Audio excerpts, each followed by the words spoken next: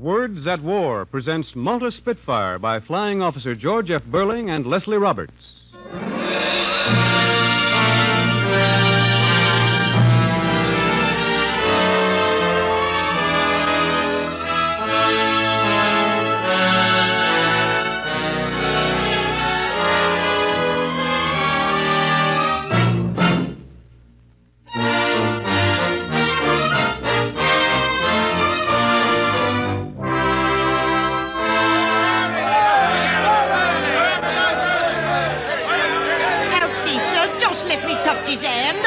Brother in Malta. Let me touch him. Here, where do you think you're going, lady? This way, sir. Quick, Gussie. Oh, he's going away. Here we are, sir. In we go. Now, driver, hop on it. Hey, you're all in one piece, aren't you, sir? I guess so, officer. Whew, they did rough you up a bit. Oh. Lucky they didn't tear your uniform to shreds. I was scared. I never did see such a public demonstration of affection. Well, you can't hardly blame them. They do love you, sir, for all you've done. Look, I'm shaking all over. That's the first time I've ever really been scared. Imagine you saying that, sir, after all you've been through. Shooting down them 28 planes over Malta and being shot down yourself and then being received here at Buckingham Palace. Listen, I'm not saying I wasn't scared over Malta, but this... I need something to steady my nerves. Officer, you wouldn't happen to know where I could get a good fistful of hot dogs?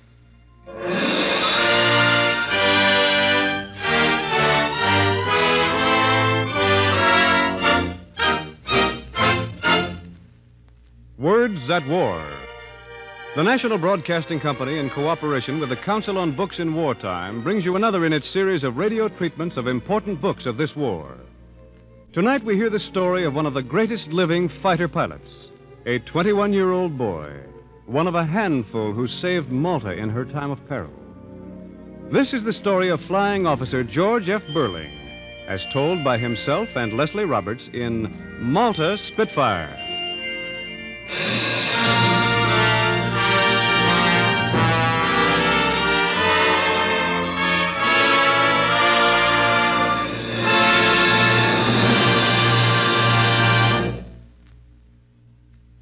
This story belongs to George Burling, the same way the future belongs to kids like it. You hear that? Can you tell what make of plane that is? No? Neither could I.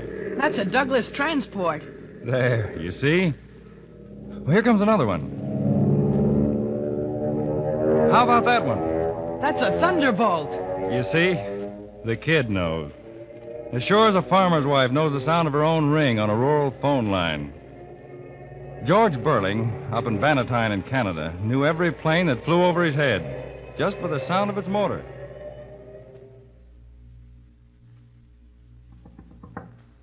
George?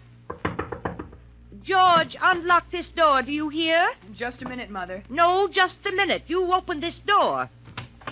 Yes, Mother? How did you have the door locked? Why, Don't you lie to me, George Burling. I was working on my model plane. I thought so. And you weren't in school today either, were you? Answer me. No, ma'am. But where were you? Oh, I know. Out at the airport, weren't you? Oh, gee, yes, Mother. I was. And, Mother, a pilot spoke to me. He did, honest, Mother. He said just as plain, hello. A pilot, Mother. Your father'll pilot you when he gets back. And right where it'll do the most good, too. Now, you can stay here in your room till he gets back, George Burling. A good licking will teach you you're supposed to stay in school. No, it won't.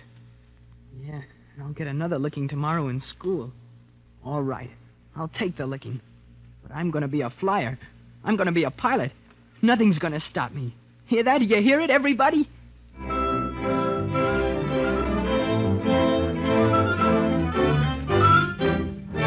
Sure, we hear it. You'll get over it. I was going to be a fireman once. You'll get over it. Hey, kid. Hey, kid. Huh? Yes, sir. What is it, sir? Come on in out of the rain. You're getting soaked. You mean in there? Inside, in the hangar? Well, sure, why not? Planes won't bite you. Gee. You'd think this was the holy of holies. Yeah, I guess it sort of is to you, isn't it, kid? You think a lot of flying, don't you? Yes, sir. I've been watching you hang around here for months. I've been watching you, too, sir. I think you're a wonderful flyer, sir. I'll pass, I guess. Say, kid, how'd you like to take a flip someday? In a plane? A ride? Sure, if your mother says okay. Want to? Want to?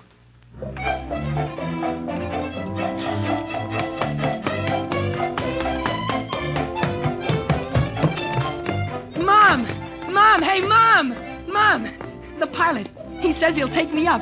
Can I go, Mom? Can I fly? Oh, sure you can fly. You can fly to the moon. I can go! Hooray! I can go! I can fly! Hooray! I can go!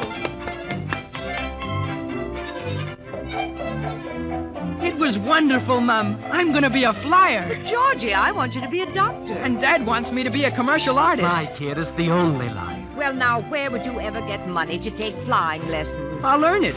First, I'll sell papers and run errands. And when I'm older, I'll get a regular job. And believe me, I'll get one, too. George Burling is older now, and he's got himself a job working in a radio plant. Salary, 28 cents an hour, room rent, $150 a week, food. $175 a week. I'll make out.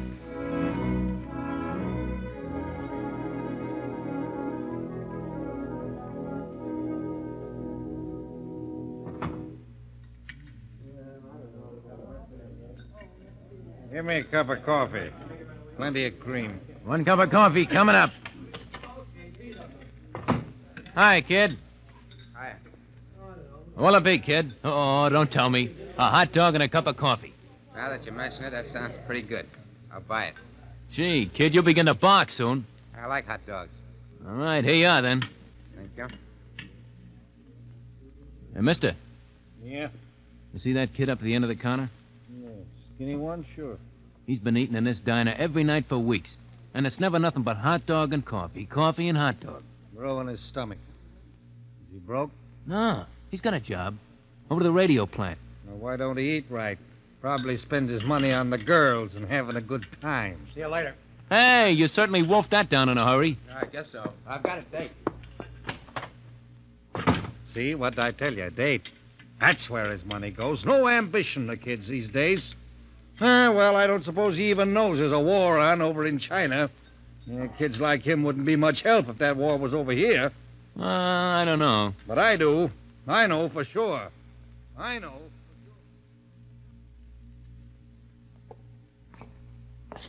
Well, say something, George, will you?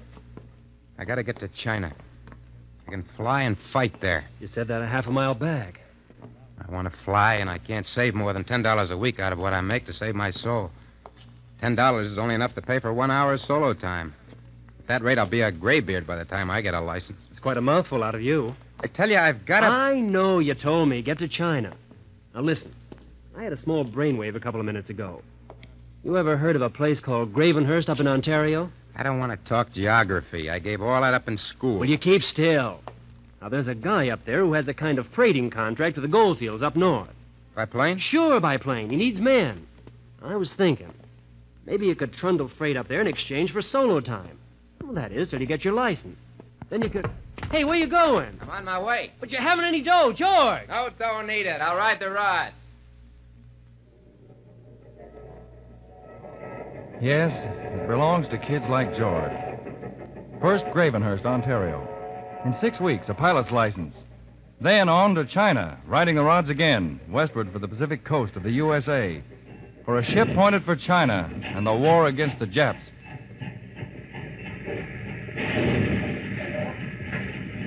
Hey, you. Where are you going? What? What are you doing around these yards, anyway? Hopping a freight? Oh, no, sir. I was Looking only... at the pretty choo-choos? Sure. Okay, Bud, where you from? The last town I was in was Sumas. That's Canada. Sure it is. This is the United States. Planning to stay long? Oh, no, sir. Just as soon as I can find a ship, I'm heading for China. I'm a flyer. China? Well. Hey, how old are you, son? 17. Well, suppose you put off this China trip for a few minutes and take a walk with me. How about it, son? We'll drop in and have a chat with the precinct captain. You mind?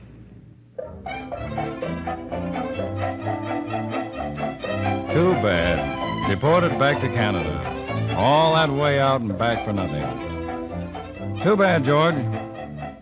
Sound pretty smug, don't I? Well, so did the people who met George after he got back. But the world I was so sure of, and the one they were so sure of, was cracking up. And a new world was shaping up. One for that young man. Did I mention the date? September 1939. Britain at war with Germany. And Canada was headed in. Where did that leave the smug people? You and me.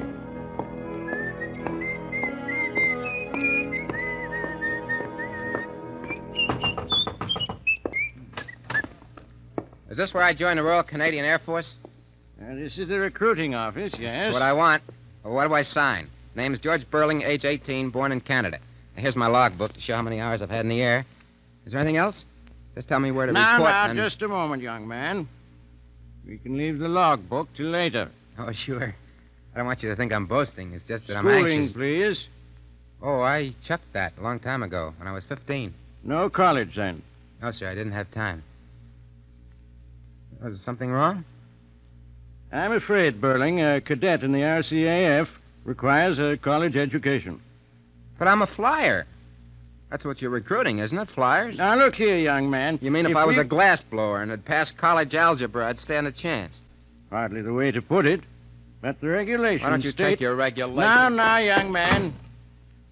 Dear, it does seem a shame. Poor old duffer. That officer didn't make the regulations. And the men who didn't know what makes a plane stay up any more than I do now. They learned, eventually, from kids like Burling.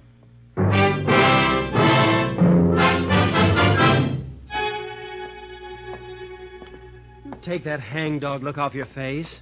Yeah, maybe someday somebody will let me push a broom around a barracks by trigonometry. I know how you feel, but remember, George, this is going to be everybody's war, sooner or later. This is the big show. Now, why don't you bone up on the book knowledge? You'll get your chance. Meantime, how about a hot dog? I don't feel like a hot dog right now. Hey, wait a minute. You must be sick. What you need for that is a good hot dog.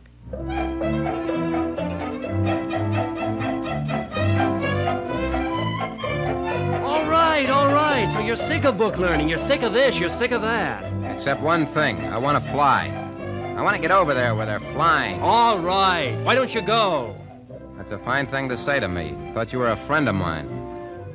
I know you get tired of hearing... Okay, kid, okay. Maybe that wasn't the way to break it to you. But you can get over there. You can get into the RAF. How, are you crazy? By working your way over on one of the neutral freighters. They're begging for men. Can't get them. Maybe it was a bad way to break the good news to you.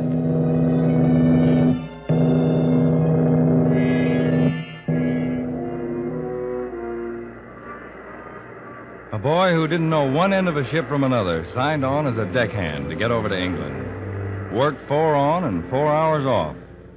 Through the marauding subpacks. And when he'd see a plane overhead, he'd think of the sea. This is not my element. It's not my element. Boy, I wish I was in that plane up there. No, it's not your element. But it'll get you there. To Liverpool, anyway. And you'll bum a pound of your wages off the captain before you jump ship. And on the dock, you'll meet a policeman. How you fix for flyers over here? By the look of things, we ruddy well need as ruddy many as we can ruddy well get. Seems to me I've landed in Great Ruddy Britain. Where do I find the air recruiting station? Well, you go out there and take the ruddy... That's my story, sir. Now, will you tell me the shortest way to get into the RAF? Splendid. Simple as pie now. Let's have a look at your papers. Oh, I haven't got any papers. I can send for my logbook. Oh, it's not the logbook that worries me, old chap. It's your birth certificate. Now, what about your birth certificate? I never saw one in my life. Too bad, old boy, too bad. Afraid I'll have to ask you to go back and get it. Oh, now, don't look so black, old chap. Where do you think the Burlings live? Across the street? I came here from Canada. Oh, sorry to cause you all the trouble, old boy. Regulations, you know. Got to have a birth certificate. Don't blame me. Just the ruddy old regs.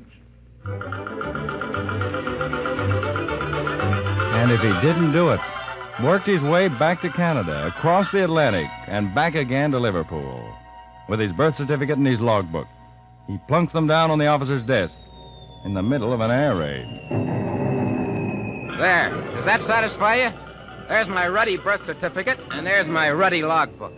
Sorry, old chap. All this noise popping. Can't hear you. Oh, Burling. Well. Took you quite a while to get those papers, old boy. Oh, now. Don't look so black. Ruddy regulations, you know. And now you'll have the privilege of wearing the motto of the RAF. Per ardua ad astra. I can't hear you. Per ardua ad astra. Latin, old boy, Latin. I don't know any Latin. Hey, do I have to know Latin? Eh? What does it mean? Well, I guess you could say it meant to the stars, the hard way. He made it. And that's just the beginning. Because when you're a kid like Burling with a fixed idea in your head, and all you want to do is fly and fight while you're flying, well, then maybe it takes a while to put you in the shape you belong in. Because there are others like you, too, with the same determinations and desires who've all got to be trained to fight, not each for himself, but together as a perfect team. That's rank insubordination, Burling. I didn't come all the way over here to learn how to parade. I came to fly.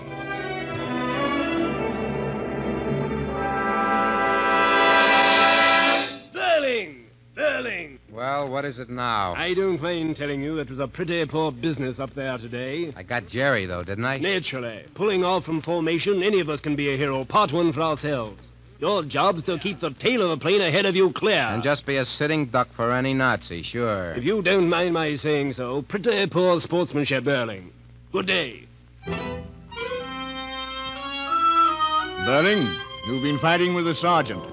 Why doesn't he cut out all these regulations and let us stick to our work? The fact remains, Burling, the sergeant has a black eye. Oh, I'm sorry, sir. He must have run into a door. You know, there's a lot of doors around here who don't take to him, sir. Come in, Burling. Sit down. Yes, sir. I'm going to recommend you for a commissioned rank. In spite of some difficulties, I think your officer material. No, thank you, sir. I'd better stay the way I am. I feel like a pilot, but not like an officer. Like a pilot, eh, do you? I hope I am, sir, a pilot. You'll be a pilot, Burling, if you remember this war is won by teamwork. And I think, too, you would do better to save your natural belligerency for the Nazis. They'll be where you're going. I agree, sir. I hope you do. Good luck.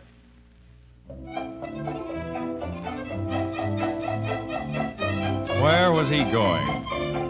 It's no secret now. He was going to Malta, where there were 250,000 prisoners. That's what the Axis called the people on Malta. But that bit of rock stuck like a pit in the craw of the Axis, preventing it from swallowing the whole of Africa. It's easy at this date now to forget that tiny, bomb-blasted piece of rock in the Mediterranean between Italy and Africa, and the handful of planes that defended it. But George Burling won't forget it. The scrambles when ops announced. Enemy planes approaching. Scramble! Come on, fellas, And the mugs of coca that went flying out of the men's hands as they plunged out of the canteen. Chairs overturned, poker games interrupted, heading for their planes to rise over Malta to meet the superior numbers of the enemy and their bombers, relentlessly trying to blast Malta into submission. And in there, as part of the RAF team, George Burling, getting his share of the enemy plane. 1, 2, 3, 4. Sometimes with just one burst of fire from his gun, so accurate was his aim. 5. Willie, I'll clean him off your tail for you. Are you all right? Will you watch it? Thanks, old man. Do the same for you someday. For crying out loud, keep your eyes peeled. I can't see everything. Oh, be back later.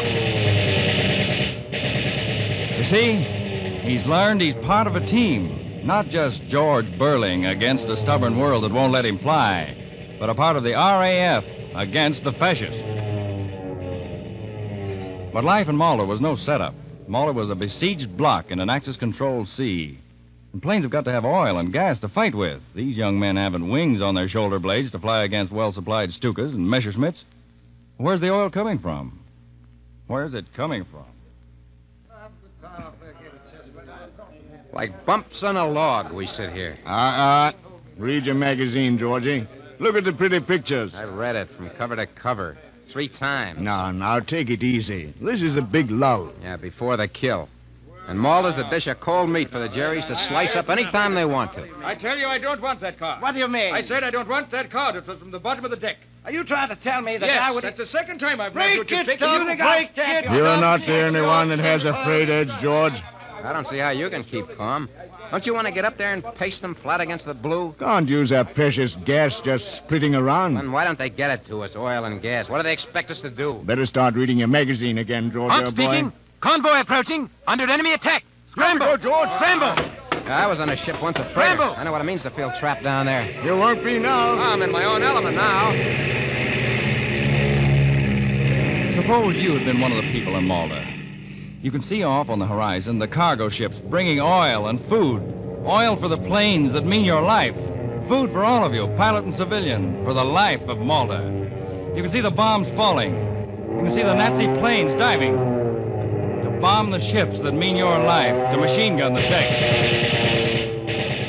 You can see, too, those kids of the RAF and their planes. Your planes, zooming up to fight for those ships. For your life. You wouldn't be able to hear those kids talking to each other on their phones as they fight. George, you see him? Down like a stone. I saw him, Willie. Damaged for sure. A damaged, a destroyed, a wreck. No trick to potting these Jerrys if you keep your wits about you. The fighters almost ask you to shoot them down. Yeah, but did you ever hear what happens to little boys who don't keep the tails of their planes clean of Jerry's? Ah, that from Burling, the boy who gets his daily dozen. Willie, all right? Willie! Don't give it a thought. Look out, George! Those ruddy messes. Think I'm a bone to pick apart. I got him. Right in the gas tank. Bit of advice, George, old boy. Keep your mind on your work. And don't try to take on a flock of 20. Leave some for the rest of us. Why, you ready?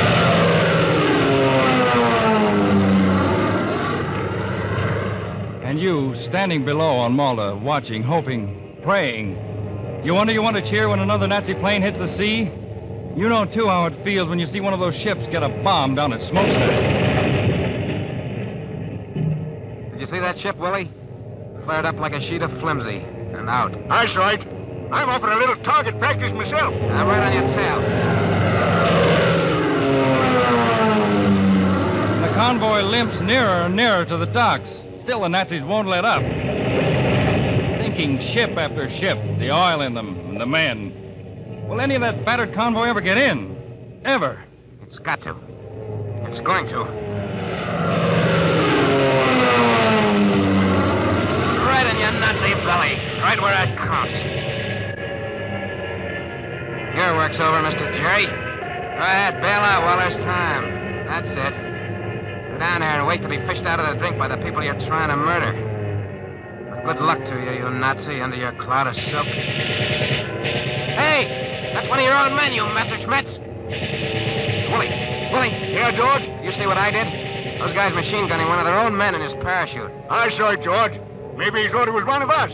As if he were a dummy. Look at him hanging there. Limp as a strung-up duck. Suppose that'd have been you, Willie. Or Tufty or me. Just as you say, George. Could be. Now I know what I'm fighting. Now I know why I'm fighting. I hate them. I hate their way of life. I hate their hatred of life. My life, of Willie's, or the guys down there in Malta. Even their hatred of their own lives. All right, I'll fight them. I'll fight them till I can't fight anymore. From now on out, it's me or them. George! On your tail! Look out!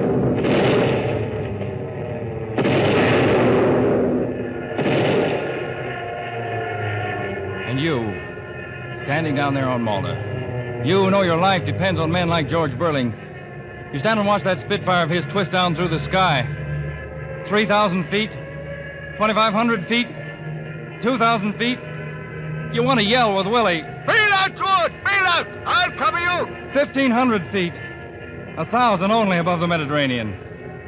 And then he jumps. You see his parachute open like a burst of flak against the sky.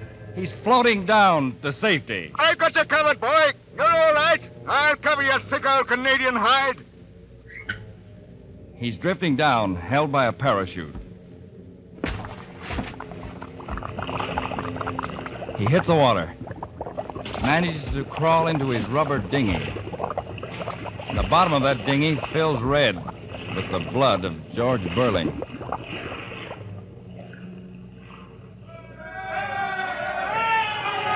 You know who to cheer the most now as the remaining ships of the convoy pull safely into the dock at Malta?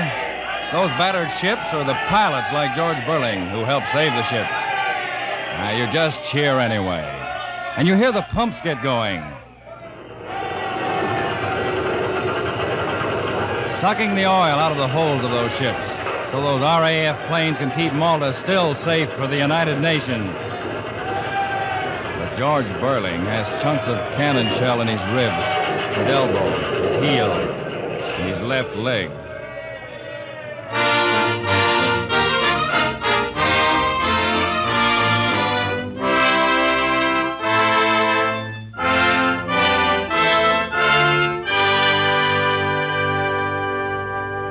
The future belongs to men like George Burling. He was in the hospital for weeks, yes, and convalescing for months. But not now. He's back over there now, in the fight. When you think of him, when you think of how he and others like him were a team that helped the convoys through the turning of the tide and held Malta, then think also of that earlier kid. That's an Cobra. The future belongs to him. The future of a world that kids like George Burling are helping rid forever of fascists and fascism.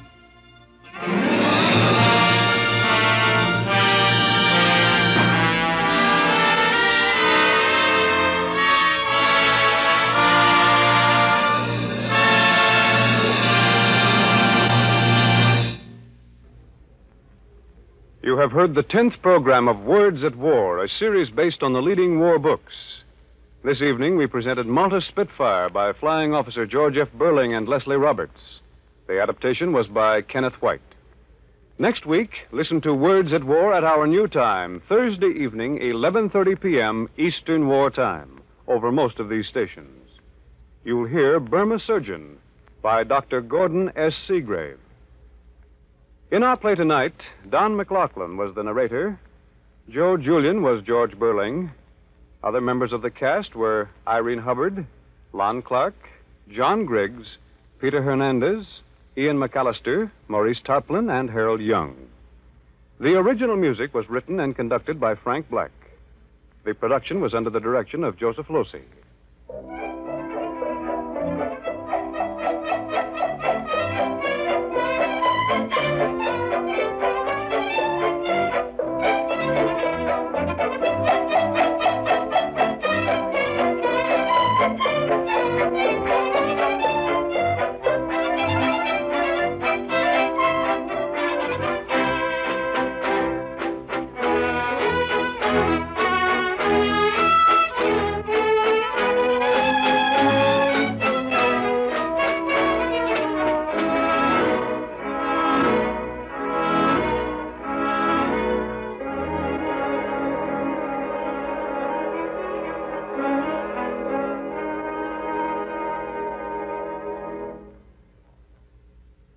This program has been presented in cooperation with the Council on Books in Wartime by the National Broadcasting Company and the independent radio stations associated with the NBC network.